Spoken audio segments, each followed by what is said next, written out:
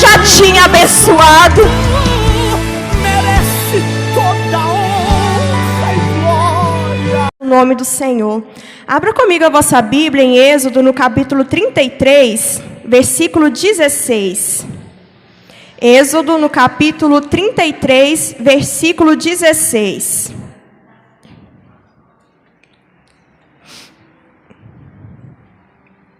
Amém, irmãos? Diz assim a palavra do Senhor, a parte B do versículo.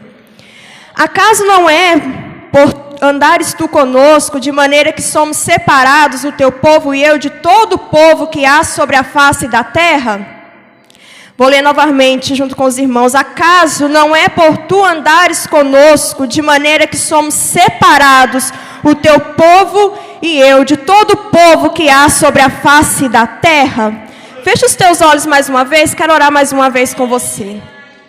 Jesus, mais uma vez estamos diante da Tua presença, Senhor. Te agradecemos por essa oportunidade. Glorificamos o Teu nome, Senhor. O Senhor tem sido Deus fiel e tem nos sustentado até aqui, Pai. Nós te agradecemos. Te agradecemos por essa oportunidade, Senhor, por ter marcado o encontro conosco aqui nessa tarde, por ter repreendido todo impedimento, Senhor, e preparado tudo para que estivéssemos aqui nessa tarde, Senhor. Sei que o inimigo se levantou, Pai. O inimigo não queria que viéssemos hoje, mas o Senhor tem nos sustentado com mão forte, então glorificamos o teu nome nessa tarde, Senhor. Tu és Deus de providência, Pai, nós te adoramos, Jesus. Senhor, eu te apresento a vida de cada um aqui nessa tarde, Senhor. Não sabemos como cada um aqui entrou, Pai, mas temos a certeza que sairemos diferente, pois sentimos a tua presença, Pai. Agradecemos por tudo, Senhor. Te pedimos mais uma vez, abre a porta da palavra, Deus, que a tua palavra acerte como flecha o coração de cada um. Glorifica o teu nome aqui nessa tarde, Senhor. Te agradecemos por tudo, ó Deus. Amém. Glória a Deus. Quando lemos aqui em Êxodo, no capítulo 33, o versículo 16, a Bíblia está falando sobre um momento em que Deus vai falar com Moisés para subir com o povo, entrar na terra prometida, mas Deus fala para ele assim que ele não vai. Ele vai enviar um anjo, mas ele não vai. Naturalmente falando, uma pessoa no lugar de Moisés, que enfrentou o que enfrentou no deserto, que passou 40 anos para chegar onde ele chegou, que estava com uma promessa, essa promessa prestes a ser cumprida. Naturalmente falando, alguém que ouviria isso de Deus, pegaria sua malinha e entraria, subiria, assim como Deus falou. Por quê? Deus falou que ia um anjo. Deus prometeu proteção. Deus falou que lançaria fora os povos inimigos, cananeus, amorreus, heteus. Deus é Deus de providência. A promessa da terra dizia que a terra manava leite e mel. Havia providência naquela terra.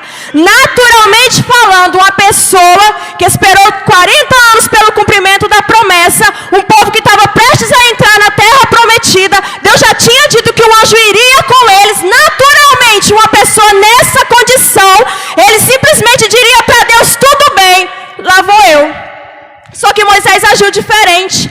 Porque a Bíblia vai dizer em 1 Coríntios, capítulo 2, versículo 14, mas o homem natural não compreende as coisas do Espírito de Deus, porque parece loucura e não pode entendê-las, porque elas são discernidas pelo Espírito.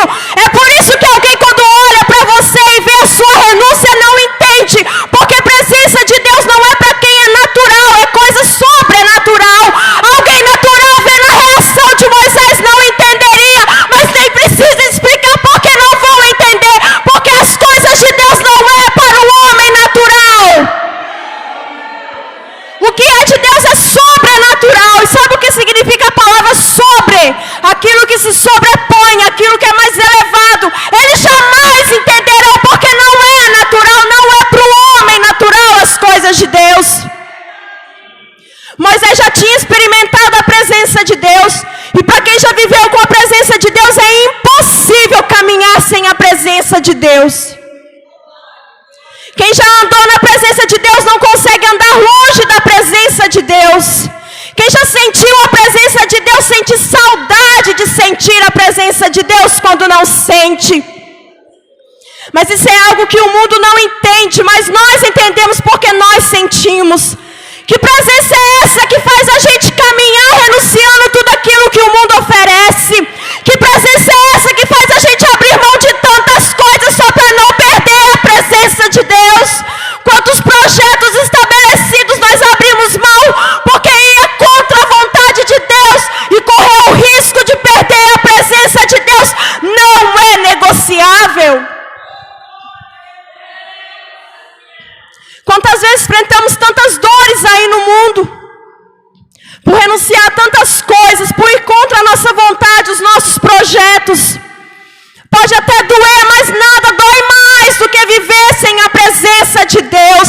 Então mesmo que doa, continue caminhando na presença de Deus, porque Deus tem amparo, Deus tem cura. Ele pode até permitir ferir, mas vai chegar um tempo que Ele vai curar. Então não abre mão da presença de Deus.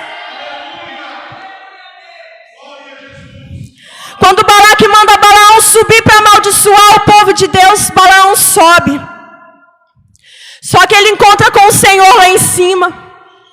E ele desce com um recadinho para Balaque. E ele diz assim: Balaque, senta aqui, deixa eu te falar. Eu encontrei com o Senhor e eu não pude amaldiçoar, porque Deus já tinha abençoado. Isso é presença. Quem tem presença está abençoado. O inimigo não toca, aleluia. Ele disse: Balaque, eu não pude amaldiçoar. Eu encontrei com o Senhor, Ele já tinha abençoado. Não pude amaldiçoar. Eu olhei dos montes, dos outeiros e vi um povo que não se pode comparar. Já está abençoado, não tem como amaldiçoar. Em outras palavras, estão cheios da presença, não tem como tocar neles, aleluia. Tem mais uma coisa, Balaque. Contra Jacó não vale encantamento. Contra Israel não vale adivinhação. Sabe o que é isso, irmão? Tem presença de Deus na tua casa. Não vale obra de macumbaria. Não vale inveja.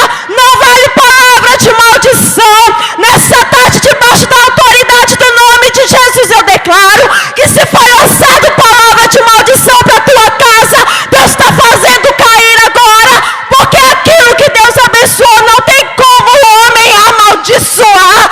Aquilo que Deus colocou e guardou não tem como o inimigo tocar. Aquilo que Deus já disse que está abençoado não tem palavra de maldição para amaldiçoar. Não tem autoridade em cima da terra ou embaixo que exerça o poder de tirar a bênção de Deus sobre a tua vida. Então permanece na presença do Senhor, aleluia.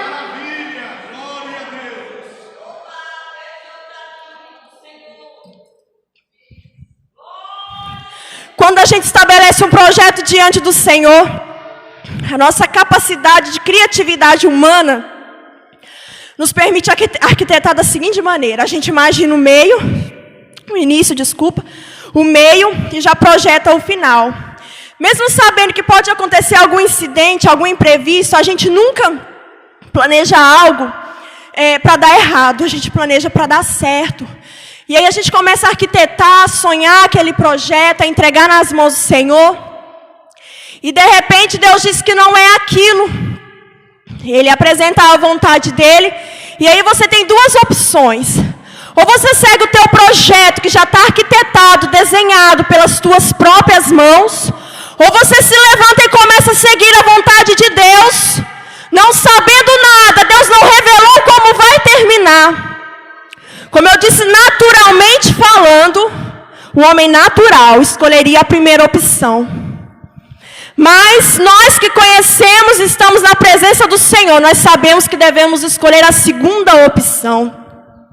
Porque mesmo que Deus não revele o que vai vir depois, porque mesmo que Deus não fale como vai ser o final, a presença de Deus nos faz ter uma confiança e conhecer a Deus de uma forma tal que a gente entende que quando seguimos o caminho dEle, o projeto dEle, obedecemos a palavra dEle, Ele garante. Então não importa o que vir, Jesus garante. Por mais que às vezes abrir mão do teu projeto, da tua vontade, daquilo que você planejou para a tua vida, abre mão e segue a vontade de Deus, porque Deus garante. Aquilo que Deus estabeleceu para a tua vida é muito, muito melhor do que aquilo que você consegue imaginar. A Bíblia diz que os pensamentos Senhor são mais altos que os nossos pensamentos, e os caminhos dele mais altos que os nossos caminhos. Então escolha a vontade de Deus para a tua vida, aleluia. Presença de Deus é proteção, igreja. Como o pastor leu aqui no início, Salmo 121. Eleva os meus olhos para o monte, de onde me virá o socorro? O meu socorro vem do Senhor que fez os céus e a terra. Existem algumas linhas históricas para tentar descrever o momento em que esse versículo foi escrito, esse verso foi escrito. E uma dessas linhas históricas que eles apresentam como justificativa para esse momento em que ele foi escrito é que era muito comum encontrar vários deuses, lugares que eles colocavam deuses para serem cultuados entre os montes. Seria como se o salmista olhasse os montes e dissesse assim: eleva os meus olhos para os montes. Mas ali não tem ninguém que pode fazer nada por ele. Então ele diz assim: de onde me virá o socorro? Aí ele olha para cima e diz assim: o meu socorro vem do Senhor que fez os céus e a terra. Isso é presença, saber com quem pode contar na hora que precisa, saber onde clamar e ter a resposta. Isso é só para quem tem presença, igreja, aleluia. Deuteronômio capítulo 4, versículo 7. Pois que nação tem um Deus tão próximo como o Senhor Deus, sempre que o invocamos. Que nação que tem um Deus tão próximo como o povo de Deus, sempre que o invocamos, Ele está pertinho, oh, aleluia. Vale a pena servir esse Deus. O mundo pode não entender, mas não tem problema, não precisam entender. O importante é que a gente está aqui sentindo a presença de Deus. Que coisa maravilhosa! Quem dera todo mundo tivesse pelo menos um dia em sua vida a oportunidade de sentir o que a gente está sentindo aqui nessa tarde. Oh, aleluia! Glorifica o nome do Senhor por esse privilégio. Oh, glória a Deus, aleluia, Jesus. A Bíblia vai contar que em um determinado momento a Arca da Aliança é levada de Israel. Está em 1 Samuel 4, 1 ao 7. A arca é levada. A Bíblia diz que o Senhor, Ele entregou uma palavra para a casa de Eli. Ele era sacerdote. E Deus diz assim, porque os filhos dele tinham se tornado odiosos, rebeldes.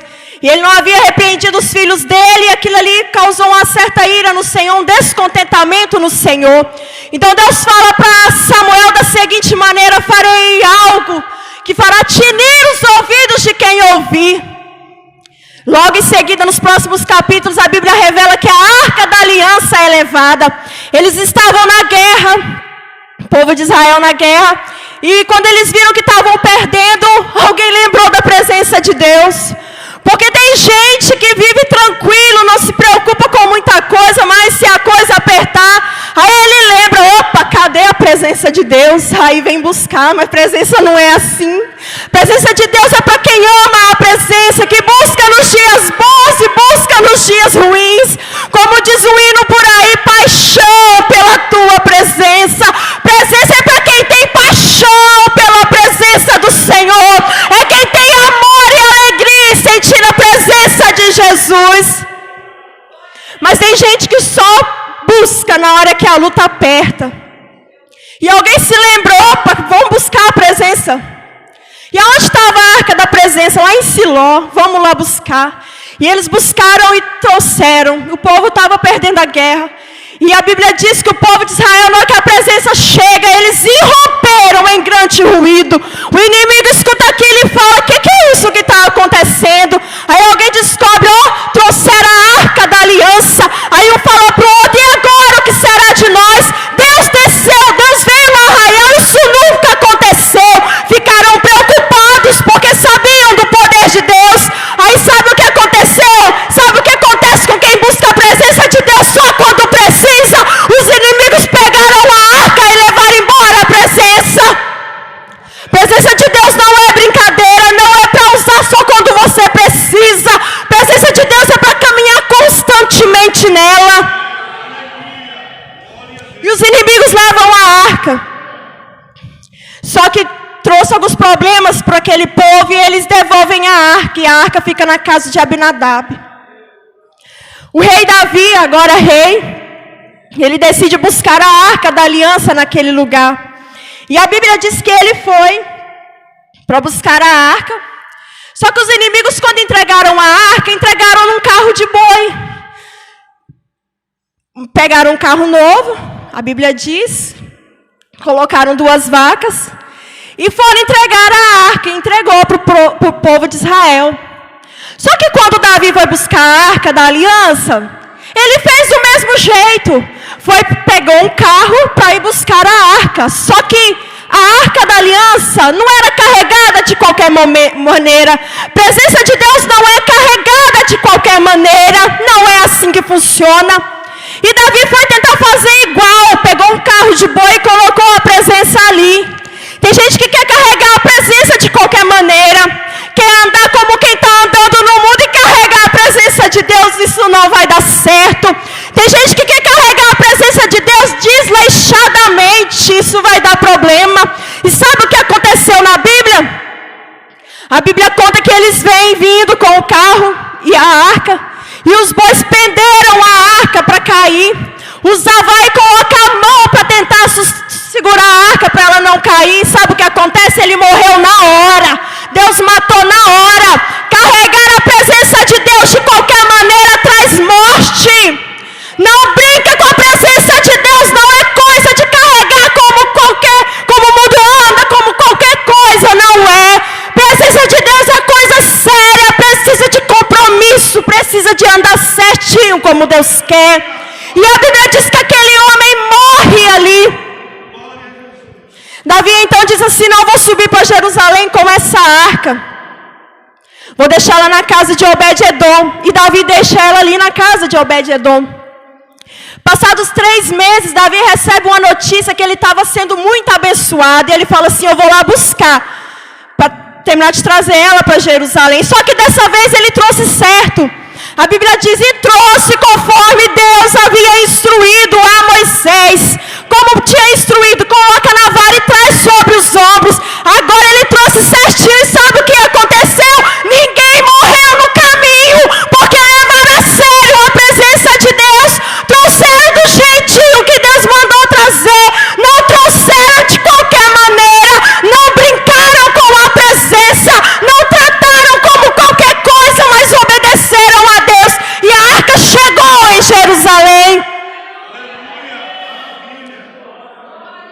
A arca chega e a Bíblia diz que da janela a mulher de Davi olhava para ele. E a Bíblia vai dizer que ele se alegrou em trazer a presença de Deus. Só quem sente a presença de Deus conhece a alegria de sentir a presença de Deus.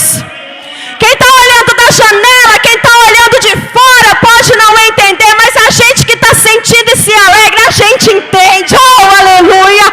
E que coisa maravilhosa sentir a presença de Deus. Oh, aleluia! E a Bíblia diz que ela critica Davi, porque ele se alegrou na presença do Senhor. E a Bíblia vai terminar o capítulo da seguinte maneira: e Mical, filha de Saul, foi estéril até o dia da sua morte. Sabe o que acontece com quem critica a presença de Deus? Sabe o que acontece com quem critica quem sente a presença de Deus? Há uma esterilidade em alguns segmentos da sua vida. Há uma certa paralisação em algumas áreas da sua vida. Porque a presença de Deus é coisa séria. E ai de quem toca e quem tem a presença de Deus. Aleluia! É que eles não entendem que sentir a presença de Deus e ficar da mesma maneira é quase impossível não se alegrar. Para você que sente a presença de Deus, não se intimide em adorar ao Senhor, em se alegrar na presença do Senhor. Deus vai derramar porção dobrada sobre a tua vida, aleluia, te encher de unção, te dar mais presença. Não se envergonhe de adorar ao Senhor, de se alegrar na presença do Senhor. Mas para quem não sente, deixa eu te dar um conselho: não fala nada, não precisa sentir se não quiser.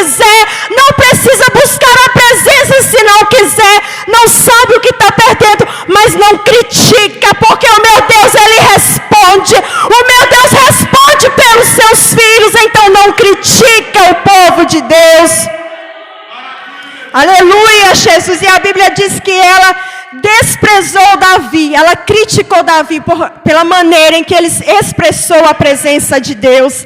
Aleluia. 2 Samuel, no capítulo 7, versículo 23, Davi vai dizer assim: quem há como o teu povo, como Israel, gente única na terra, a quem tu resgataste para ser o seu povo. Irmão, a presença de Deus te faz ser diferente. Não diferente só no vestir, não diferente só no andar, mas diferente no falar, diferente no decidir, diferente em tomar decisões. A tua vida, ela começa a chamar a atenção, porque a presença de Deus, ela te diferencia dos demais povos da terra. Não perde essa presença por nada na tua vida. Abraça a presença do Senhor e continua caminhando firme. Não importa se o mundo te critica, não importa se alguém não aprova, continua caminhando na presença de Deus. É essa presença que vai trazer proteção na tua casa, é essa presença que vai trazer proteção na vida dos teus filhos, dos teus familiares. É essa presença que vai trazer saúde espiritual, saúde física. No momento em que você precisa, Deus está juntinho de você. Não abre mão dessa presença por nada na tua vida. Continua caminhando com Jesus, aleluia. Se não for com tua presença, não me deixe te louvar. Se não for com tua presença, não me faça descansar. Se tua presença não for comigo, eu prefiro ficar.